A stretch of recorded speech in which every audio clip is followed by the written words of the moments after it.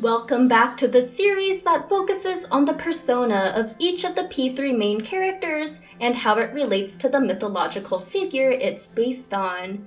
In this final video, we'll be taking a look at the protagonist's initial persona, Orpheus, and Ryoji's true form, Thanatos, which was residing in the MC all along.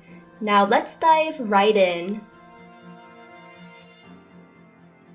So Orpheus was the son of two incredibly talented musicians in Greek mythology.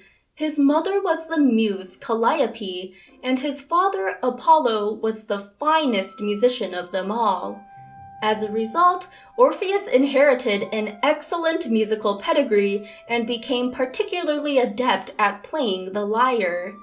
This is represented in the persona's design, as we can see right here. This likely inspired the MC's love of music as well, since you'd never catch him without his portable MP3 player around his neck. Orpheus's music had the ability to charm both the animals and people, which is clearly the inspiration behind the protag's uncanny ability to connect with seas and so many other social links across Tatsumi Port Island. A particular story in the mythos is related to Orpheus's soothing music, and that's the journey he embarked on to the underworld in order to bring back his deceased wife Eurydice. His music even charmed the guard dog, Cerberus, so that he could gain entry. In a similar light, Koromaru and his persona Cerberus join Cease and the fight against the shadows. It's super fitting for Orpheus to be the protag's persona just in general, since Orpheus is the one that has the most ties to the other mythological figures out of all the cast's personas.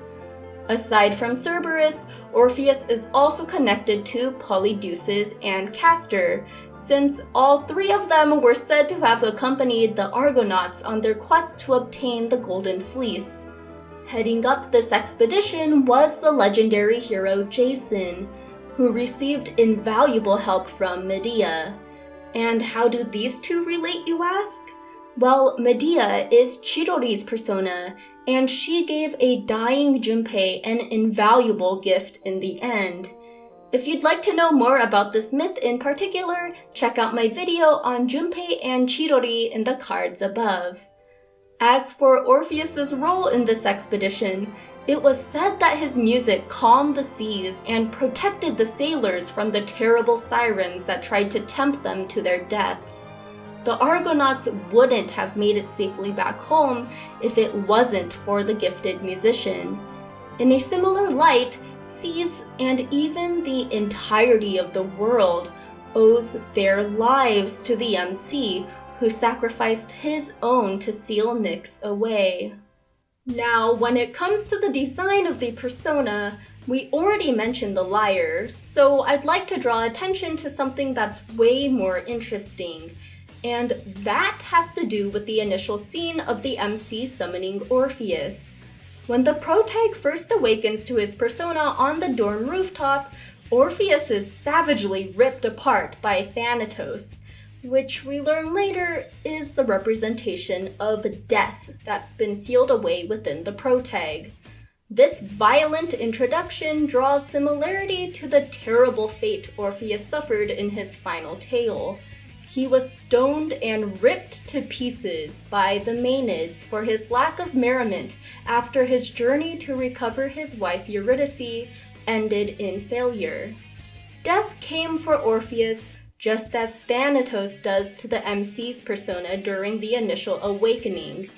This may also explain its prosthetic-looking limbs, since the initial body was ripped apart and must now be replaced by entirely mechanical parts. There's a little more to this scene when it comes to Thanatos, but before I get to that, let's cover the basics of Ryoji's true form first. Thanatos was known as the god of non-violent deaths in Greek mythology. He was the son of the night goddess, the one, the only Nyx, and had no actual father. It was often said that he was a broken-off piece of Nyx's spirit, or essence. Sounds familiar in light of P3, right? This likely inspired Ryoji's role as Nyx's avatar in the final battle on top of Tartarus. Thanatos was also the twin brother of Hypnos, the god associated with sleep. Hypnos happens to be Takaya's persona, which is super fitting since the leader of Strega, and Ryoji, with the protagonist by extension, are responsible for bringing near death to the world. Takaya actively did so, while the MC and Cs were tricked by Ikutsuki into doing so. Unbeknownst to them, by defeating the Great Shadows every full moon, they allowed all 13 split fragments to reunite with the final piece that the protag was harboring within himself. This culminated in Ryoji's appearance and the encroaching certainty of death to the entire world. So the human personification of death, Ryoji, is the one to reveal this terrible news of Nyx's coming once his memory is restored. Let me remind you that in the Greek myths, the touch of Thanatos is said to be gentle.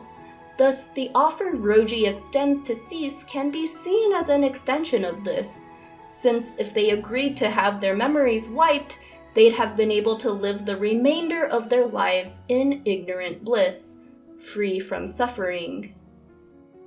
Though Thanatos is more commonly associated with non-violent death in the mythos, there is a story that refers to him as a merciless and hateful being.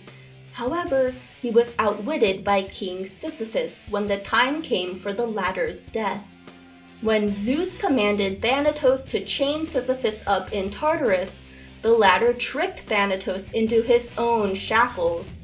This story probably inspired the initial demeanor and actions of the persona that so savagely ripped Orpheus apart. After being sealed away within the MC for so many years, it was only natural for Thanatos to viciously break free at the very first chance he got.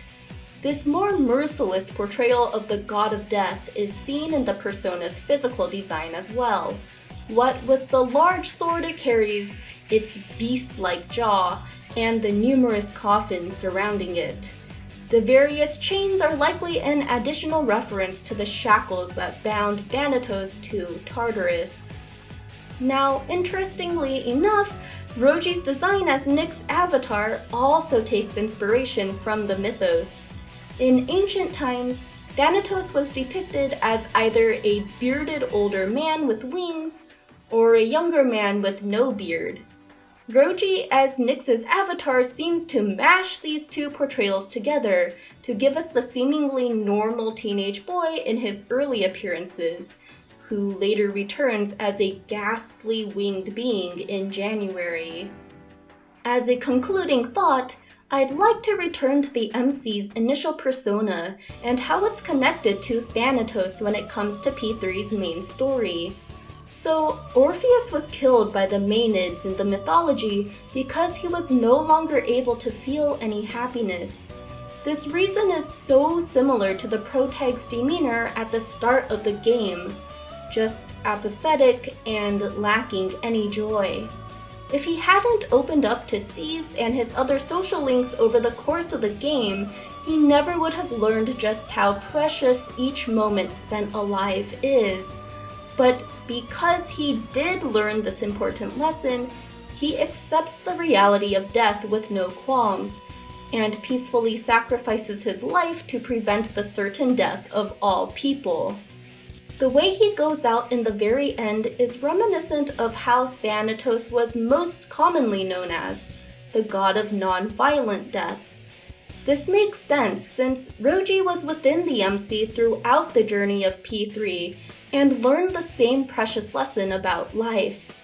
This helps explain why he never returned to that savage Thanatos from the first month, and why he ultimately lets Cis in on where they can challenge Nyx in January. And wow, OMG guys, this marks the end of the last video in this series. It's kinda sad to say goodbye to all of this honestly, but it's been so fun to explore how the mythology inspired a lot of what went on in Persona 3's story.